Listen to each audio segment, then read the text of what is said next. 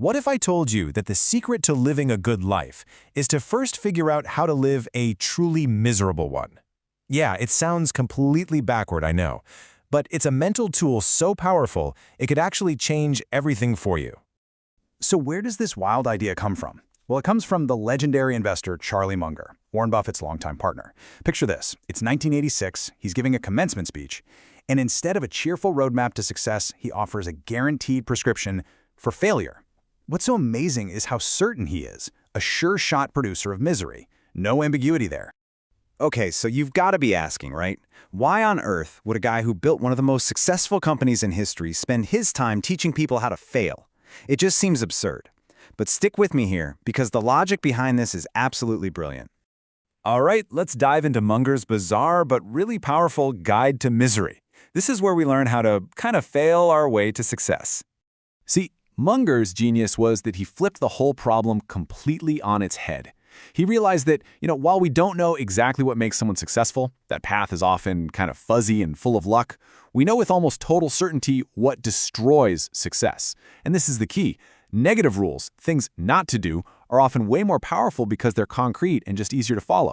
So Munger laid out what he called his recipes for a bad life. Let's take a look at a couple of these. And just for fun, let's pretend we're actually trying to follow this unhinged advice. First up, if you're serious about being miserable, you absolutely have to cultivate and celebrate a colossal ego. You need to make sure that you are, at all times, the undisputed center of the entire universe. This is like step one in alienating everyone and guaranteeing your own downfall. So how do you do that? Oh, it's easy. Get little 3D printed statues of yourself for your desk. Always speak with just a little bit of a condescending tone. And here's the golden rule. When you succeed, it's because you're a genius. When you fail, nope, it's always someone else's fault, factors totally beyond your control. It's a guaranteed fast track to becoming completely insufferable. All right, you ready for recipe number 2 for a truly wretched life? Get involved in other people's drama. Seriously, think of it like a reality TV show, but instead of just watching, you're the producer and you're actively trying to make things worse for everybody. Your mission, should you choose to accept it, is to snoop around, always assume the worst, and give out advice just so you can get all the juicy details. Your job is not to help. Oh no. Your job is to become a miserable little voyeur who just sabotages people's lives for your own entertainment. It's a guaranteed path to being totally alone. Okay, this is all darkly fun, I get it. But now it's time to pull back the curtain. Because this whole guide to misery thing, it isn't just satire. It's actually a super powerful thinking tool in disguise, and it's known as inversion. See, here's the real punchline. It's often way easier and more effective to just avoid being stupid than it is to try and be brilliant. Munger knew that if you can just identify all the common ways people mess up their lives and then you actively avoid them, you're almost guaranteed to have a successful life, kind of by default. And this lays it out so perfectly. On one side, you've got your standard positive approach, asking what leads to success. The answers can be pretty vague, right? But on the other side, you have inversion, asking what guarantees failure. And those answers, they're surprisingly specific, concrete, and things you can actually act on. It is a total game changer of a perspective shift.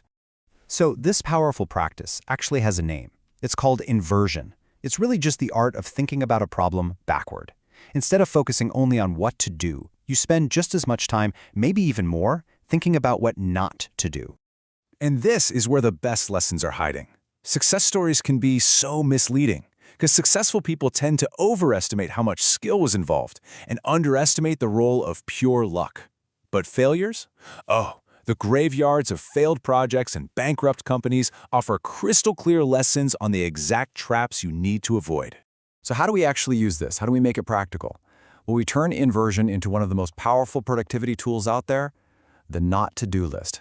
The cool thing is, for every single one of those recipes for misery, there's a simple antidote.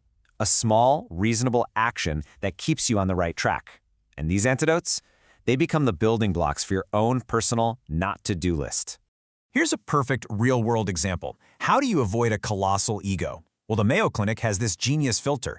In their job interviews, they literally count how many times a candidate says I versus we. If I comes out way on top, it's a huge red flag. They've inverted the problem to weed out people who just aren't team players. So simple, so smart. And here's another one that should be on every not-to-do list, this time from Buffett himself. Never, ever, ever trade your reputation for money. It's a one-way street. You can turn a good reputation into money, but you can almost never turn money back into a good reputation once you've lost it. So what could your list actually look like?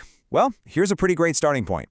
No gossip, no self-pity, no moaning, no putting off important tasks. I mean, these seem simple, right? But just imagine the powerful compounding effect of consistently avoiding just these few things. You'd already be miles ahead of most people. And you can build your own list, like today.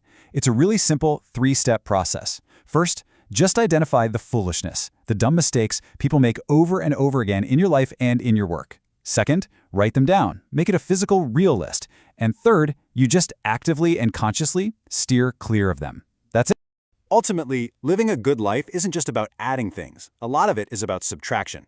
And as Buffett reminds us here, the most successful people are absolute masters of saying no, not just to distractions from other people, but to their own worst impulses.